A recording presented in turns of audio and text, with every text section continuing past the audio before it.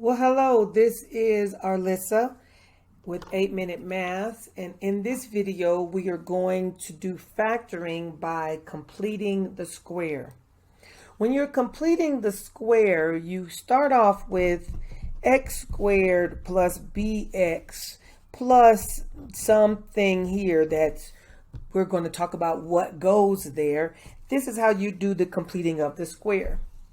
So for this blank area, or for this third term, this constant term, we take the b term, divide it in half, and square it. Then you need to add that to both sides of your equation in order for you to do the completing of the square.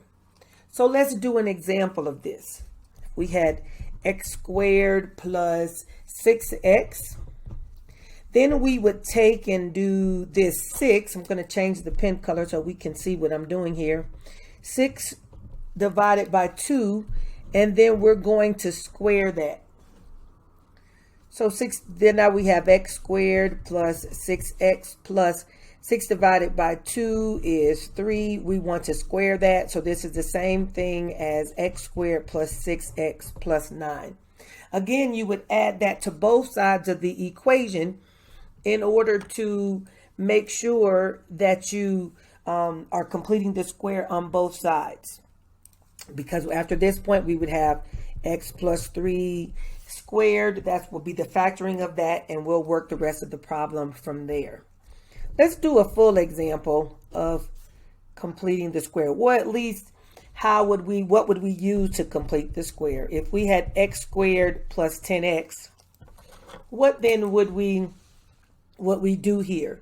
Well, we take our b term, which is the 10. We take our b term, divide that by 2, and then square it.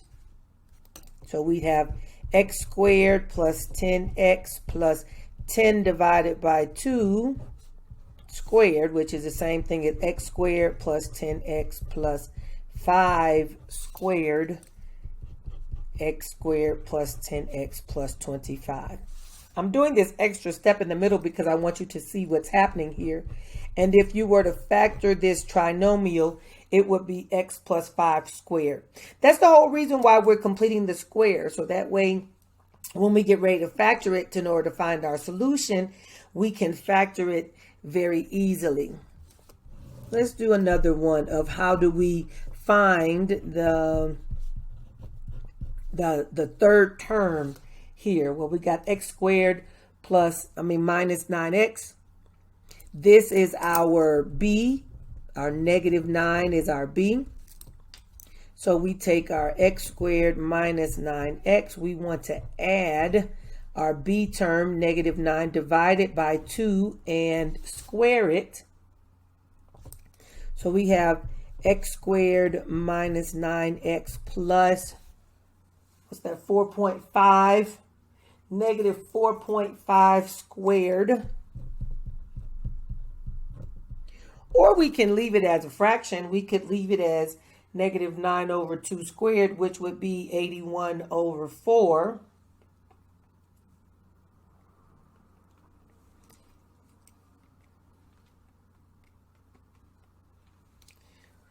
I think I like it better as left as a fraction because it seems to do better with the calculating. 81 over 4.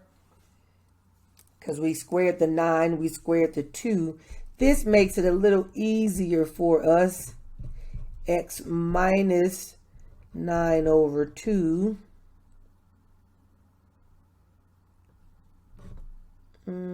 Squared. Okay. Alrighty. So let's now go to solving an equation that includes the completing of the square. Example 3 for us will be x squared plus 14x equals 15. We need to find, I probably should have left some space here, we need to find a third term that goes after this 14x. So we take our x squared plus 14x plus, we take our b term. Remember, this is the b term. Take our b divided by 2, so 14 divided by 2, and we square it. And we want to add this to both sides.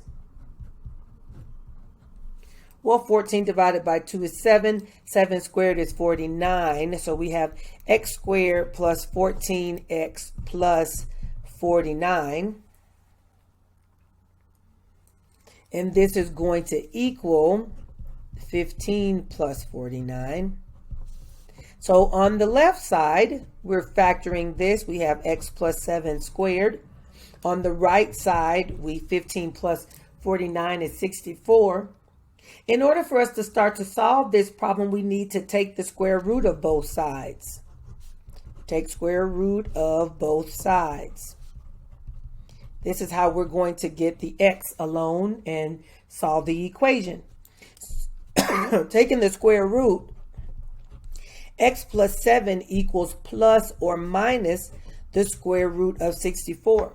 Knowing that if we take the square root, there are two terms that can give us the square root of 64. It's a positive 8 and a negative 8. So we have x plus 7 equals plus or minus 8. To find both roots, we have x plus 7 equals 8 and x plus 7 equals negative 8. Solving for x, subtract 7 from both sides over here.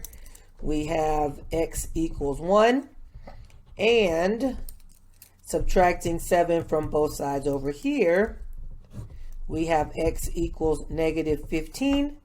These are the two solutions to this x squared plus 14x plus 15. The two solutions are 1 and negative 15 will both make this equation be true. Okay, x equals 1 and x equals negative 15. Let's move to another example.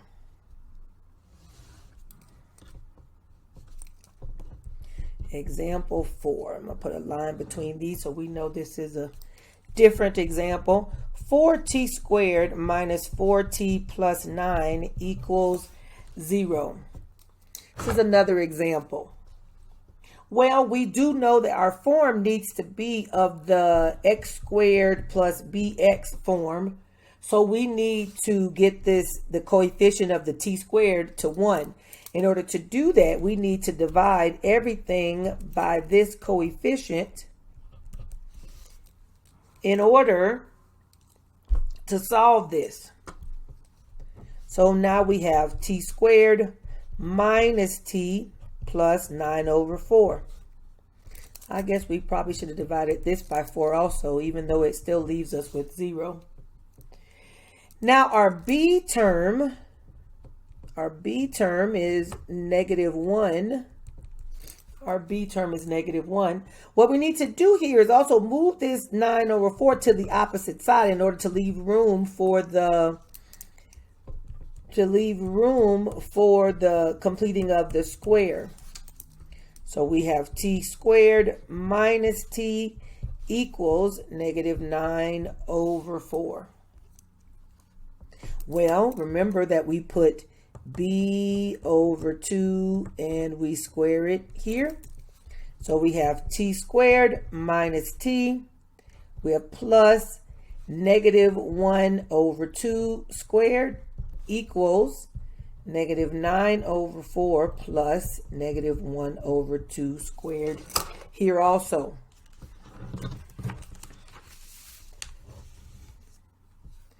In order for us to continue this, we need to now work with our fractions, put them in their simplest form. So we have t squared minus t plus 1/2 squared is 1/4 equals negative 9/4 plus, again, 1/4.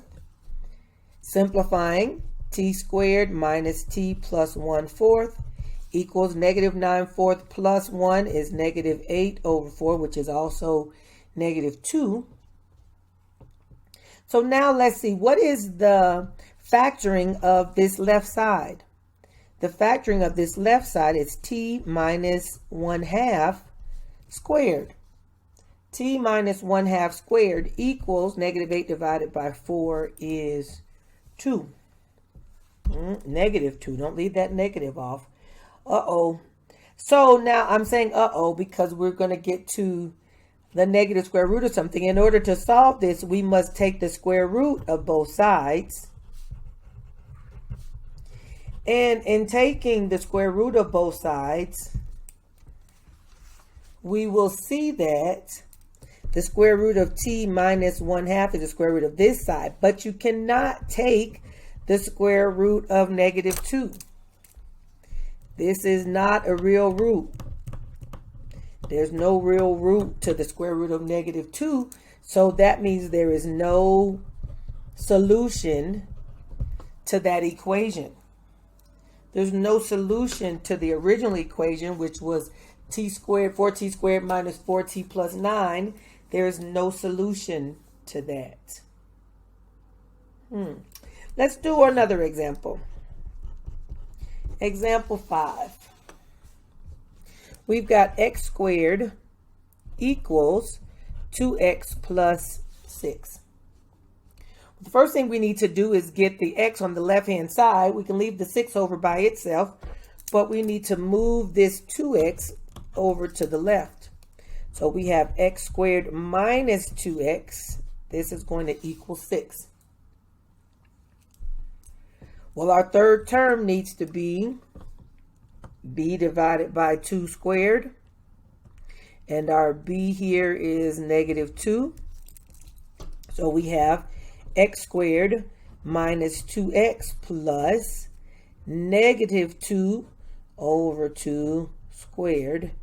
This is 6 plus this same negative 2 over 2 squared. You have to do the same thing to both sides in order to keep the equation balanced. X squared minus 2x plus 1, because negative 2 divided by 2 is negative 1, squared is positive 1, equals the same as 6 plus 1 is 7. This is x minus 1 squared. If we were to take this factor, equals 7. Now we need to take square root of both sides. Take the square root of both sides. So we're left with x plus 1 equals plus or minus the square root of 7. Two roots here.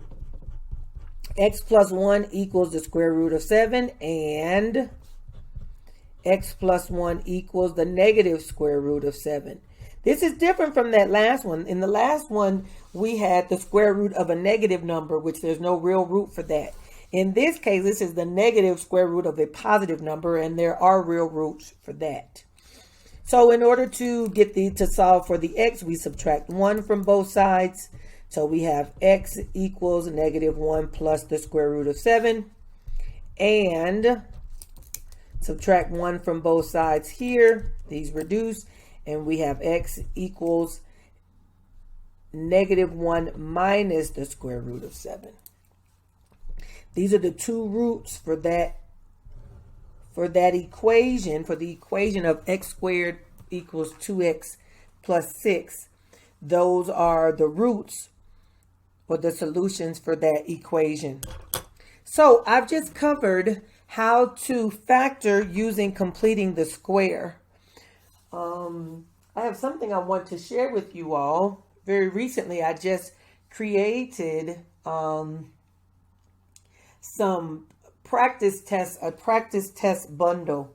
Practice test bundle. There's 34 practice tests here in this test bundle. Practice tests are in exponents and expressions and systems of equations, of polynomials, of factoring, all the topics that go with algebra. There is a practice test bundle. It's all practice tests, all work that you can do, that you can make sure that you're getting prepared for your test beforehand, so that when you get to the real testing environment, you are ready and comfortable. Okay, you can find that at, I need to put link, I guess. You can find that at our website, www.8minutemath.com/test-bundles. www.8minutemath.com, and practice test bundles is at the top. You can just select that from the navigation window and go right in to this practice test bundle is only $25, and you can have it downloaded and be downloading today. Alrighty, I will see you in the next video where I am going to factor cubics. The next video will be factoring cubics. Thank you. See you in the next video. If this video has been helpful to you, then subscribe to the channel so you can be notified when new videos are posted. Also, visit us at 8minutemath.com where you can see our content and resources and courses, things that are available to you there. Lastly, follow us on Facebook at 8minutemathshelp.com. We look forward to seeing you there.